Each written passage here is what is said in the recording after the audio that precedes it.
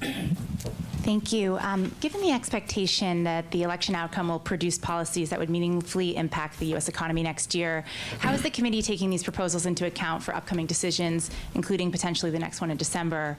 And can you give us any more sense of how proactive or reactive the Fed is prepared to be to changes in economic policies with the next administration?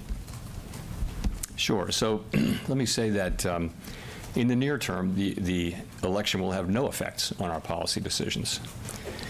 As you know, many things affect the economy, and anyone who writes down forecasts in their job will tell you that the economy is quite difficult to forecast looking out past the very near term. Here, we don't know what the timing and substance of any policy changes will be. We therefore don't know what the effects on the economy would be, specifically whether and to what extent those policies would matter for the achievement of our goal variables, maximum employment, and price stability. We don't guess, we don't speculate, and we don't assume. Now, just in principle, it's possible that any administration's policies or policies put in place by Congress could have economic effects that over time that would matter for our pursuit of our dual mandate goals. So we, along with countless other factors, forecasts of those economic effects would be included in our models of the economy and would be taken into account through that channel. Nick.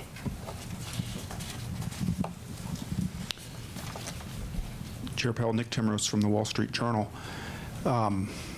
Roughly 1 year ago, when the 10-year Treasury was flirting with 5% and 30-year mortgage rates were near 8%, you noted how higher borrowing costs, if they were sustained, could weigh on economic activity.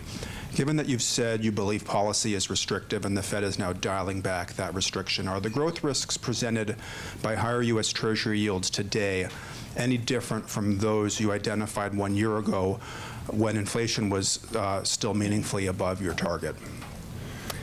So I would just say this: we've watched the run-up in bond rates, and it's nowhere near where it was, of course, a year ago. I guess the long run rates are well below that level. So we're watching that. Things have been moving around, and we'll see where they settle. I think it's too early to really say where they settle.